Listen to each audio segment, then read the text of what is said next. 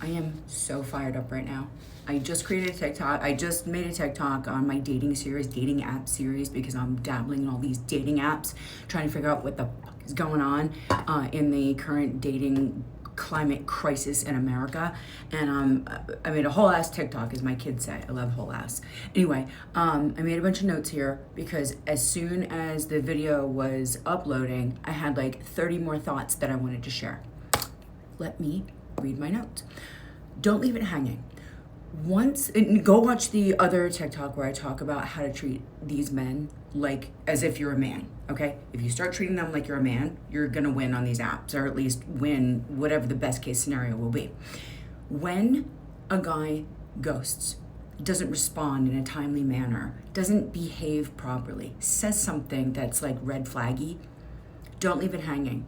When he finally returns or says something, and again, remember, we're staying in app. We're not giving him access to our Instagram, our socials, or our phone number. We're downloading Google Voice.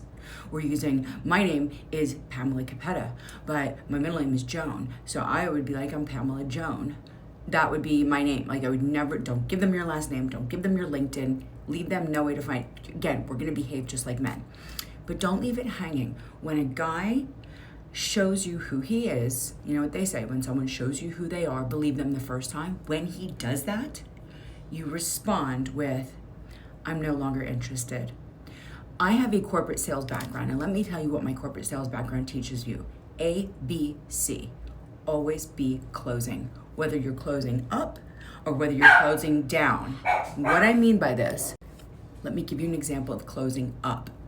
I'm only available on Tuesday or Thursday at such and such time. Let me know what works. That's closing. That's not, oh, I can be available anytime this week. Okay, that's driving it to a close. Closing it down, shutting it down, all ABC, always be closing, would be, I'm no longer interested. I don't do bare minimum. It's been great knowing you. Take care. Good luck. And you shut the door on that forever.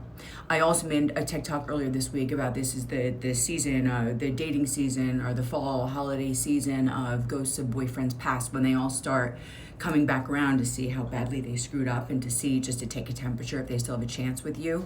So again, we're gonna always be closing. I must have blocked 7 men in the last week. And yes, I'm married.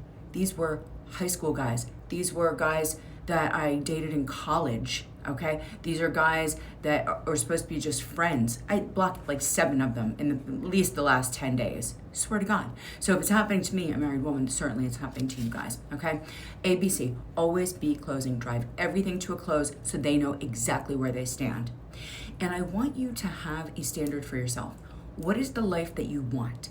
What is the relationship that you want? What does the ideal partner look like? What is that marriage that you see this person have, whether it's on TV, in a movie, or a friend that you know, or maybe an aunt that has a great marital relationship?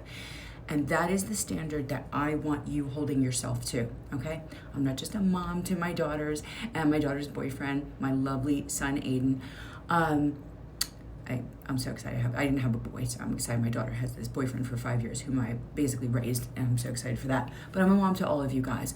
I am out here doing what I do because social media is a platform to be used for the greater good, if it can be. And I feel that, have you guys seen that Roy Casagrande TikTok, Dr. Roy Casagrande, where he's like a professor and he talks about all these things, sociology and philosophy and archaeology, like combines them all with history. He talks about, why did we evolve grandmas? Why did we take women offline from having babies, but then they live 25 years past men typically?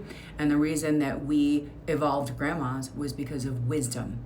Pure and simple wisdom. Our value is in our knowledge. So at the ripe old age of 53, if I can't dispense this knowledge to you, especially with what I do for a living, I'm a FinDom. I deal with men, high-level men. So I'm watching men fuck up left and right, from low-level men to high-level men to men on these apps. And that's why I'm in these apps. I got my hands in everything. I have to keep my finger on the pulse so I understand what's happening, so I can advise you guys. So I am here for the greater good of you all being like my children, you all being like my daughters. And I want you to hold yourself to a standard. I want you to think to yourself, oh God, if I did this, what would Pam say? And I'm probably gonna be like, that's a hard no. ABC, always be closing, be in control. And unfortunately, in 2025, 2026, we're going to have to behave like men.